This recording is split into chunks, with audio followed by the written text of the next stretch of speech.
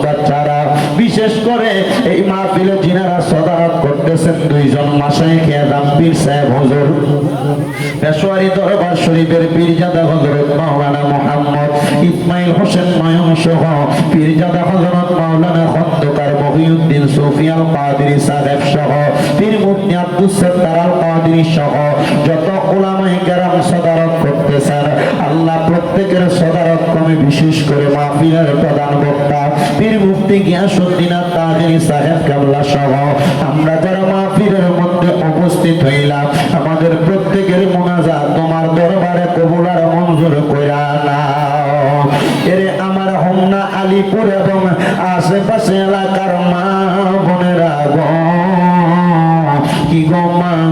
মাইকের আওয়াজ তোমাদের কানে যায়নি গো মা, মুনাজাত হইতেছে গো মা। আমিও দম গুনাহগার স্বামী হোসেন রেজার সঙ্গে তাড়াতাড়ি তোমার ঘরের একটা কর্নারের মধ্যে নামাজের মুসল্লা বিছায়া প্রজেক্টরের অন্তরালে যারা আছো তাড়াতাড়ি আল্লাহর দরবারে দুনিয়ার কর্মব্যস্ততা বন্ধ করে দিয়া আমিন আমিন করে দুইটা হাত বাড়াইয়া দেও গো মা। আমাদের বিশ্বাস আছে গো মা, আমার আল্লাহ একটা হাত খালি ফিরাইয়া দিবে না। এরে আমার এই এলাকা এবং আশেপাশে এলাকার ভাই বাবারা, কিরে ভাই দুনিয়ার কাজকর্মগুলা বন্ধ হয়েছিল রে ভাই, মুনাজাত হইতেছে রে ভাই, আর কতকাল দুনিয়ার ব্যস্ততাতে সময় কাটাইবা? দুনিয়ার রং তামাশা একদিন বন্ধ হইয়া যাবে। আমার আল্লাহর দরবারে আমিন আমিন করে দুইটা হাত বাড়াইয়া দেও রে ভাই। জানি না রে আল্লাহ কোন ভাই বাবা বা বোনের জন্য জানি গো আজকের এই মুনাজাত জীবনের শেষ মুনাজাত করে হাত বাড়াইছে। জানি না রে আল্লাহ কোন ভাই বাবা বা বোনের জন্য জানি গো আজকার আলিপুরের মাহফিল জীবনের শেষ মাহফিল হইয়া গেছে। জানি না রে আল্লাহ কোন ভাই বাবা বা বোনের জন্য জানি গো তাদের এলাকার কবরস্থানের মাটি লাফালাফি করে। জানি না রে আল্লাহ কোন ভাই বাবা বা বোনের জন্য জানি গো বাসমুরার বাসগুলা পাইকা লাল লাল হইয়া গেছে। জানি না রে আল্লাহ কোন ভাই বাবা মা বোনের জন্য জানি গো কমলা দুলালপুরের বাজারের কাপড়ের দোকানে কাপড় গুলা কাটা রেডি করে রাখছি। ডাকলেনি জুড়াইব মন, জফলেনি পান ঠান্ডা হবে, এনা দেখিলে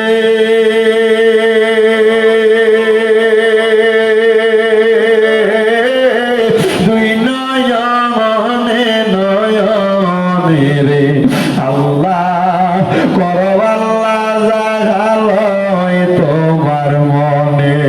তুমি তোমার বন্ধু আদম নবীর সঙ্গে কইছিলা কোথায় আল্লাহ আরাফাতে নিয়া আমরার সঙ্গে নি কইবা কথা গো ও আল্লাহ আজরাইল পাঠাইয়া গো আল্লাহ করো আল্লাহ জাগালয় তোমার মনে। তুমি তোমার বন্ধু ইউনুস নবীর সঙ্গে কইছিলা কথায় আল্লাহ মাছের পেটে নিয়া আমরার সঙ্গে নি কইবা কথা গো ও আল্লাহ সাদা কাপড়ে ঢুকাইয়া গো আল্লাহ করো আল্লাহ জাগালয় তোমার মনে। তুমি তোমার বন্ধু ইব্রাহিম নবীর সঙ্গে কইছিলা কোথায় আল্লাহ নমরুদের আগুনে পালাইয়া আমরার সঙ্গে নি কইবা কথা গো ও আল্লাহ অন্ধকার কবরে না মাইয়া গো আল্লাহ করো আল্লাহ জাগালয় তোমার মনে। অবশেষে আমার নূরের নবীর সঙ্গে কইছিলা কোথায় আল্লাহ মেরাজতে নিয়া আমরার সঙ্গে নি কইবা কথা গো ও আল্লাহ আমার নবীর সামনে রাখিয়া গো আল্লাহ করো আল্লাহ জাগালয় তোমার মনে। বাবু গো মায়ার নজর করে তাকে দেখেন গো আল্লাহ আলিপুরের মাদ্রাসার মাহফিলে কে জানি হাত বাড়াইছে, কার জানি জগতের মধ্যে আব্বা নাই, যে বাবা রিক্সা চালাইয়া মাটি গাইটা মাথার গাম পায়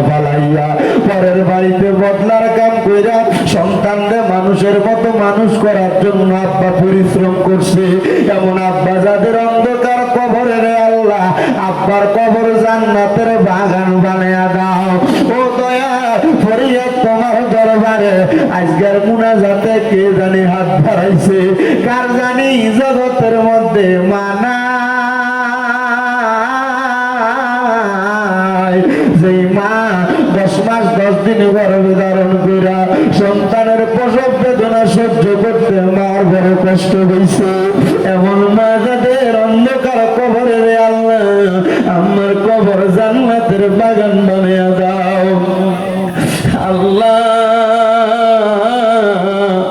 আজকে 3 দিন হয় কুরবানির ঈদ চলে গেছে, অনেক সন্তানেরা কুরবানি দিছে, মা বাপ দুনিয়াতে বাইতা থাকতে কুরবানি দেওয়ার সামর্থ্য ছিল না। দয়া একটা ছেলে দুবাই থেকে কল দিয়া মাঝে মাঝে দোয়া চাইতো, ওই ছেলেটা আমার কত কয়দিন আগে ফোন দিয়া কইতাছে হুজুর আমার আব্বা জান ঘরের গাই গরুটা বিক্রি করে আমার বিমানের টিকিট কাইটা আমারে পাঠাইছে। আমার আব্বার বড় স্বপ্ন ছিল এই গরুটার পেট থেকে যে বাচ্চাটা হবে ওই বাচ্চাটা কোরবানির জন্য রাইখা দিবে। আমি আমার আব্বারে কইছি বাবা আপনি না কোরবানির নিয়ত করছেন, আপনি দি গরুটা বিক্রি করে দিতেন। হুজুর আমার আব্বা আমার এয়ারপোর্টে নামাইয়া দিয়া যাওয়ার সময় বলতে পুত্রে বিদেশ যে কামাই করলে তোর ইনকামের টাকা দিয়ে আমি কোরবানি দিব। হুজুর আমার ব্যাংকের টাকার অভাব নাই, আজকে 3 মাস হয়ে যায় আমার আব্বা আমার ছাইরা দিয়া দুনিয়া থেকে বিদায় হয়ে গেছে। আমার মায়ের ইন্তেকালের পরে আমার আব্বা আমার বড় কষ্ট করে মানুষ করছে। হুজুর আমি 2 লক্ষ টাকা দিয়ে একটা গরু কিনা কোরবানি দিতেছি, কিন্তু আমার আব্বা না।